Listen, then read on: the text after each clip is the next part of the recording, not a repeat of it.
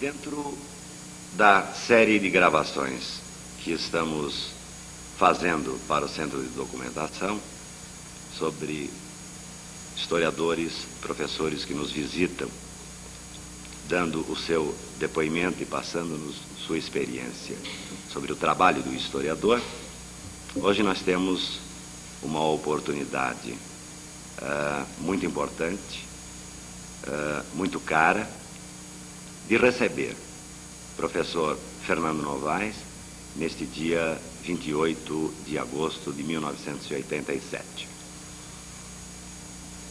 Eu perguntaria então ao professor Fernando Novaes, primeiramente, sobre como ele situaria a sua obra no contexto da historiografia atual. Explicitando um pouco mais, o professor tem uma metodologia de trabalho consagrada, com muitos seguidores, e eu me julgo um dos seus discípulos. Como ele situaria o tipo de abordagem que faz de uma história estrutural, de uma certa metodologia que ele poderia explicitar, e as tendências da historiografia atual, como ele se situaria o seu trabalho hoje?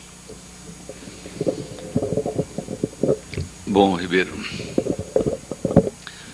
eu quero dizer que tenho muito gosto em estar aqui e até mesmo em atender ao seu pedido e fazer esta gravação, dada que é você quem faz o pedido, e por ser aqui em Assis, a cuja faculdade me sinto muito ligado, muitas vezes que vim aqui, pelos amigos que tenho aqui, etc.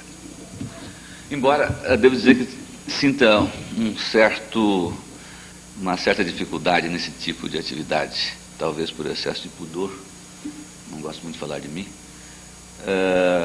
talvez por uma certa melancolia de ver que o tempo passa inapelavelmente e que nós começamos a depor para a história.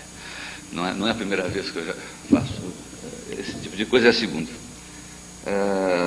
O Centro de Memória do Arquivo Leuenreuth de Campinas já pediu uma vez, e eu, juntamente com outros professores, professor Gianotti, professor Paulo Singer, creio que o professor Juarez, se não me engano, enfim, e vários outros, fizemos uma vez, gravamos ali um depoimento sobre o grupo de estudos que no fim dos anos 50 e no começo dos anos 60 nós tivemos, não é? Eu me senti lá, pela primeira vez, como uma pessoa cuja trajetória já está, não vou dizer que na reta final, não é isso, mas que já está do outro lado da montanha, né? Quando começa a virar história, quando de historiador começamos a ser testemunhos da história. Mas, enfim, essa coisa é assim mesmo e precisa ser feita. Você faz uma pergunta que envolve várias coisas. Eu acho que essa pergunta envolve uma autoavaliação, envolve, ao mesmo tempo, uma autoavaliação do próprio trabalho, que é sempre difícil e complicado, né? Nós podemos cair ou numa complacência e ficar elogiando o próprio trabalho, ou numa falsa modéstia e dizer que não tem importância nenhuma, ou, enfim, é muito complicado fazer o autotrabalho, a autoavaliação. Da mesma forma que envolve uma avaliação das tendências atuais da historiografia e como é que eu me vejo nisso. Eu acho complicado. Vou tentar falar um pouco de cada uma dessas coisas, envolve muita coisa realmente que você falou. Nós temos alguns minutos, nós vamos ver quanto tempo eu posso falar. Vou começar falando um pouco da minha formação, do meu trabalho e depois da situação do meu trabalho, de como é que eu vejo no quadro atual.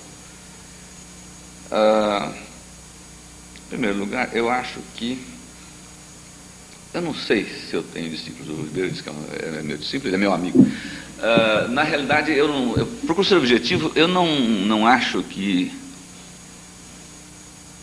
na universidade brasileira, de um modo geral, esse sistema de que se formam certos grupos e que há o fenômeno do mandarinato, não é, que é tão marcado na Universidade Europeia, na Universidade Francesa, por exemplo, né? São os grupos de discípulos. Se isso já existe na nossa universidade, é claro que existe, mas não com o padrão dominante. Assim, um grupo dos que estão mais ligados a fulano, mas a maioria não está ligada a grupo nenhum. Enfim, independente de saber se esse padrão é o padrão da Universidade Brasileira, eu acho que não é o padrão da Universidade Brasileira, e eu certamente não me situei dentro desse sistema. Eu acho que eu não desmereço absolutamente meu trabalho. Eu acho que eu tive uma atuação como professor que não foi irrelevante, não é? Mas não sei, acho que isso teve alguma importância, tem uma certa consciência de que fiz esse trabalho o melhor que pude, e acho que estou fazendo ainda, e acho que o melhor que posso não é mal. Agora, disso a constituição de um grupo, não, eu acho que há uma certa, não diria provavelmente influência, uma certa presença, através dos que foram meus alunos, não é? Difusa em várias pessoas. Alguns são mais próximos por relações de amizade, essa coisa, outros mais distantes, mas eu creio que há uma certa presença, isso eu acho que há. Não sei se isso configura realmente não creio que isso configure realmente o grupo, não é? Eu acho que há algumas pessoas cujo trabalho estão ligados ao meu trabalho, para cuja atividade intelectual os meus escritos, que não são muitos, os meus cursos estão mais presentes. Isso eu acho que há. Não é? Isso não configura uma Darenato, nem configura um grupo. Há outros professores que têm grupos. Acho que não é segredo para ninguém. Quer dizer, acho que se pode falar, por exemplo, que existe um grupo de sociólogos ligados a Florestan Fernandes. Isso não há a menor dúvida que existe. Não é? Nesse sentido explícito, eu acho que eu não tenho a mesma liderança em história que tem Florestan Fernandes, nem de longe, nem tem essa pretensão. Não é? Que tem o Florestan, por exemplo, na sociologia, que tem outros nomes em ciências sociais aqui no Brasil. Isso posto, eu acho que isso se liga, de certa forma, à minha formação, não é? E também à nossa especialidade em história. Eu acho que em história esse fenômeno é mais difuso mesmo, não é? Acho que é. Talvez por história não ser uma matéria teórica, o que não significa que os historiadores não lidem com teoria, eles lidam com teoria, evidentemente, mas história não é uma matéria teórica. Talvez por isso não se formem essas linhagens, esses grupos. Talvez por isso. Os exemplos que, se nós pensarmos na Universidade Brasileira, os exemplos que nos ocorrem quase nunca são de história. São exemplos de sociologia, de economia, não é? Essas constelações, tem o mestre e os discípulos, em economia, em sociologia, em antropologia. Não diria isso de nenhum professor de história da nossa universidade. Não existe, que eu me lembro. Não vejo assim. Talvez por isso, talvez por temperamento, eu tenho como temperamento horror a dogmatismo, a qualquer forma de moldagem. Talvez por aí também eu não tenha caminhado nessa direção.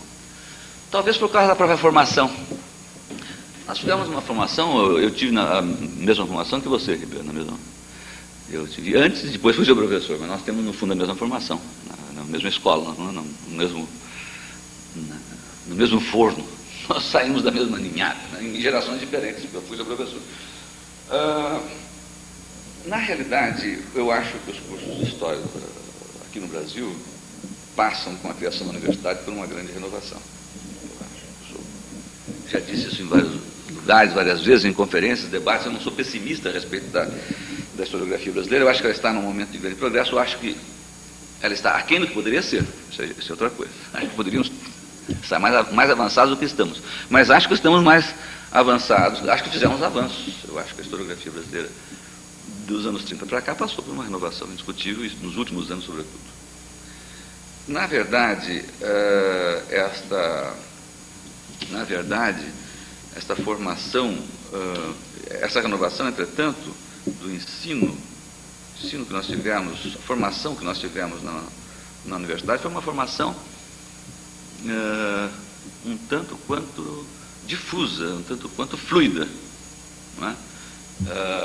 Às vezes, amigos, ex-alunos